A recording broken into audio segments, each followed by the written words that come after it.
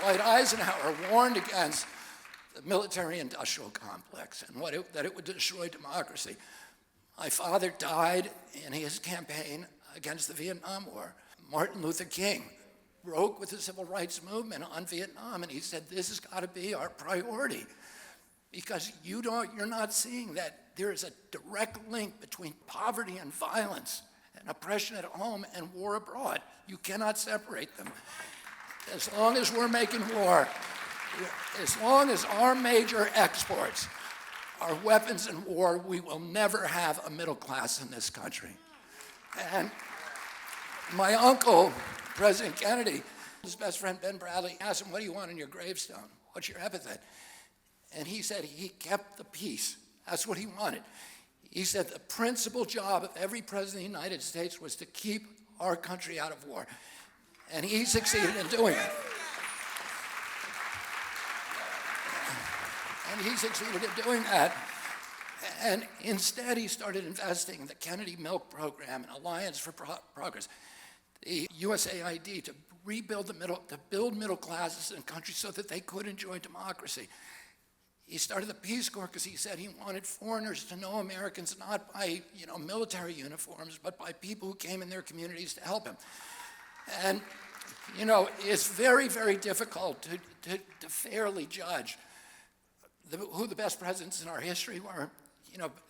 Historians take polls of each other, take polls of the public to try to figure out who's the best. But there is one objective metric, and that is, at least for foreign policy, which president has the most statues to him abroad, most universities named after him, the most hospitals named after him, the most roads and boulevards and avenue, and nobody comes close to John F. Kennedy. Oh, and that,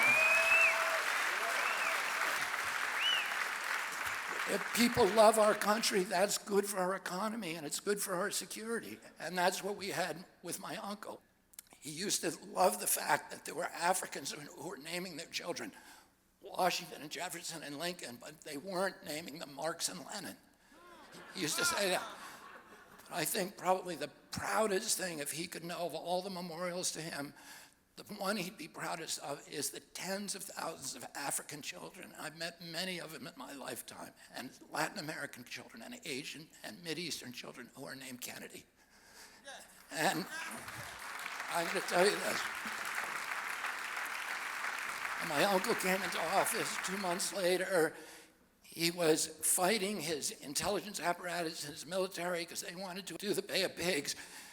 He was totally against it, and he let them roll over him.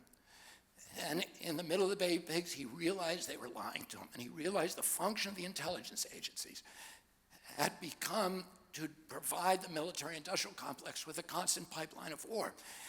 And he came out during the middle of the night during the Bay of Pigs catastrophe, and he said, I want to take the CIA. Allen Dulles had lied to him. Charles Cabell, Richard Bissell, Louis Lemitzer, Curtis LeMay had all lied to him through their teeth.